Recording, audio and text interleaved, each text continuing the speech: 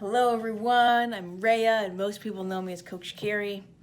And I'm here to say thank you all for being at the New World 2021 LGBT plus Global Summit. Unfortunately, I was scheduled to speak with you all the other day, but we had technical issues. So I wanted to make sure that I was still able to get this messaging to you all because we believe that it's so important. Happy Pride to you all, and I want to tell you a little bit about me in this unstoppable talk. And I'm a 3-time certified life coach, motivational speaker, and that life comes with having to have a lot of confidence. And when I was younger, I wasn't always confident. And I was bullied, I cried every day, I didn't want to be there. And in grade 2, I was constantly the kid who was getting in trouble.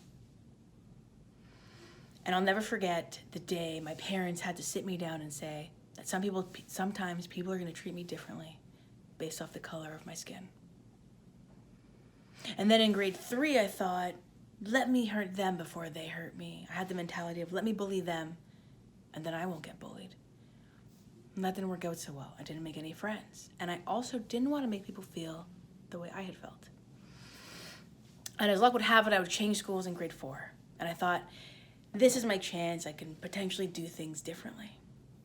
First day of grade 4, I walk into the classroom and I'm the only new kid, I'm the only fat kid, I'm the only person of color. And I share this story with you because I truly believe it changed the entire trajectory of my whole life. And everyone's looking at me and making fun of me and snickering, and I barely make it through the attendance, and I go to the washroom and I bawl my eyes out. I'm talking like sobbing. And I distinctively remember saying to myself, I can't call mom and dad. My mom and dad, they left for work already. What is it that I can do differently? And I wipe my tears away and I look at myself in the mirror and I say, you've done this before, you'll do this again. You have friends. So I headed back to the classroom, kept thinking, what is it that I can do differently? And on my way to the classroom, it hit me. And all of a sudden, I had the idea of let me introduce myself to every single kid and learn their name and something about them. And I did, I disarmed them. I took away their preconceived notions, took away their wanting to be mean to me. Again, I was only in grade 4, but I knew I was onto something. Later on that year, towards the end of grade 4, I told my parents that I was a hybrid. And I said this to them because this was the best language available to me. When I was in grade 4, there wasn't the language that there is now. So I didn't know how to identify myself or what my identity was becoming or to understand everything that I was feeling. All that I knew is that the girls had to like pink, and I was a girl, and I liked blue. And the girls liked boys, but I was a girl, and I liked girls. I never shared that with anybody at the time, but the best way that I could come up with explaining myself and giving my parents a chance of trying to understand me was telling them that I was a hybrid. So they asked, what does that mean? And I said, it means I don't want to do ballet anymore. I don't want to dress like a boy. And they were like, okay. And because I had that love and support from my parents and friends, I was able to figure out who I am and my identity in a safe and supportive place. And had I not had that support in that safe space, I think things would have been a lot different. And let's keep in mind that not everybody has the support and the safe space to do that. So if you are ever in a position to support somebody who is coming out or on a journey of who they are and how they identify, just try your best to offer them love and support. And so because I was able to figure out who I am and continue to grow into who I am now, from grade 4 to grade 10, I switched schools about 5 more times. So I was getting really good at being the only new kid, being the only different kid, being the only person of color, and being the only fat kid. And by grade 10, I was also over 600 pounds. 600 pounds. And my parents thought I was going to be bullied. I thought I was going to be bullied. My friends thought I was going to be bullied. But first day of grade 10, I walk into the classroom and I remember, oh yeah, I got my tool. And I went around the room and I introduced myself to every single kid, learned their name and something about them. I went on to become prom queen and voted most popular kid in school at the end of grade 12. And I only share this with you because it doesn't matter what anyone else thinks. What matters is how you feel about yourself, how you treat yourself and how you treat others. And having that confidence from within can allow you to show up at your best, as well as extend that hand to support others in showing up as their best and as their authentic self. And then I went on to university and I majored in psychology. I love cognitively understanding why people do the things they do. But I never saw myself represented in the history and the textbooks and the curriculum. And it didn't fully align with me.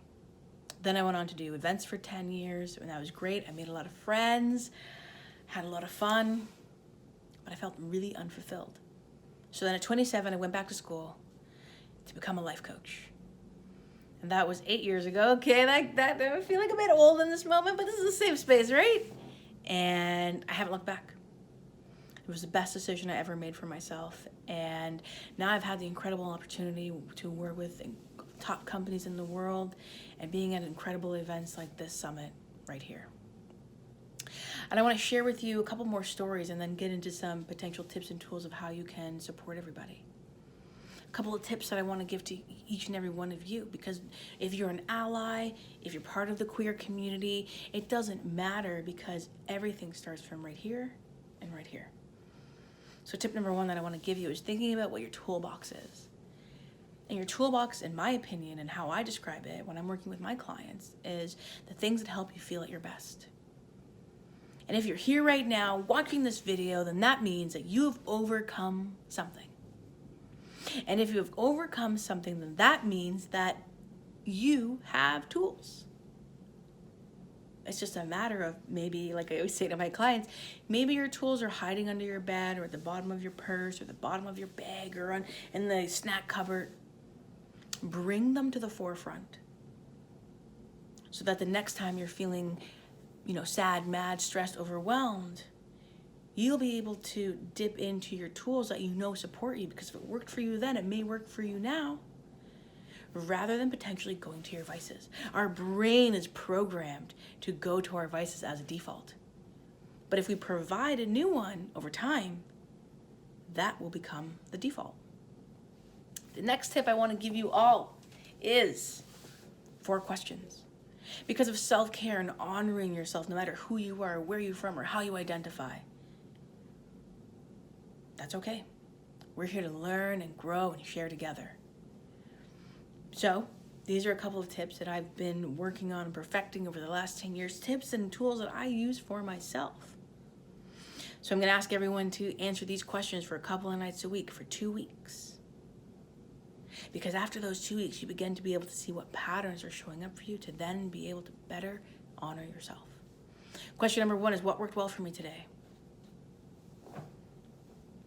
Question number 2 is, what did not? Question number 3 is, what drained me? And question number 4 is, what fueled me? So after those 2 weeks, you can see what's working. Oh, if every time you do this, you feel drained, boom, that's a clue to perhaps not include that as much the following week. Or on the flip side, every time you come to an amazing event like this, you feel fueled, that gives you a clue to try to attend more events like this. And this is the foundation and a great place to start considering what your self-care is and how to best honor yourself. Let's think a little bit about language. The terms and terminology is changing consistently. And like I said, when I was younger, I didn't have this language available to me.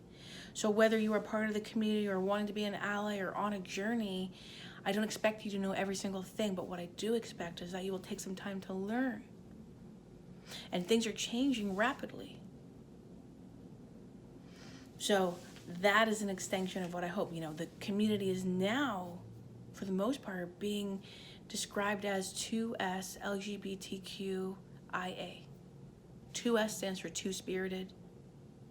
L, lesbian, G, gay, B, bisexual, T, trans, Q, queer, I, intersex, and A, asexual.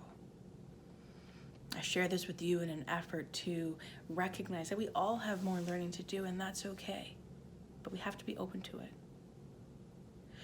And lastly, I want to leave you with what I like to call my all love. And when we're thinking about diversity and equity and inclusion and how can we support people, how can we be a good ally, if I can leave you with one thing today, is to think about it as all love. The A stands for acknowledge, align, and action. So acknowledging what happened, acknowledging what they're saying, acknowledging their feelings, which allows someone to feel heard, whether this is at home, at the office, in your romantic relationships with your children. Some of these tools can transcend. So acknowledge, align. Okay, what can we do differently? How can I support you? Action. Put it into place.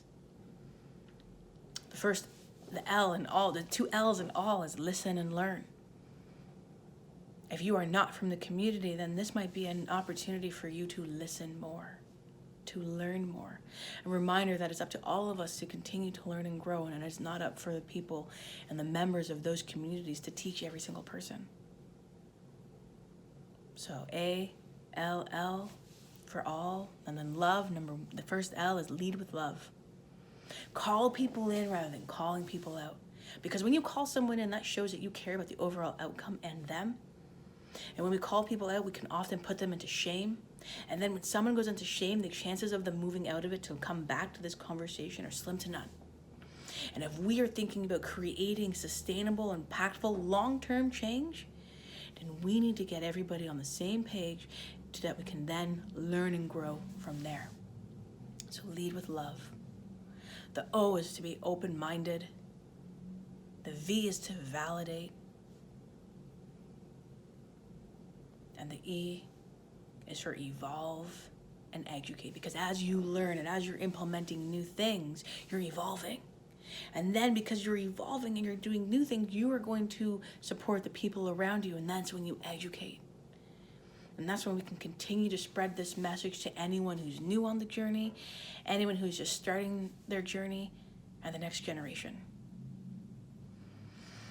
So I'm sending you all lots of love. Thank you for being here. Big shout out to the entire team. I hope that you had an amazing experience at the summit. And we appreciate you all. Have an amazing rest of your day. Bye, everyone.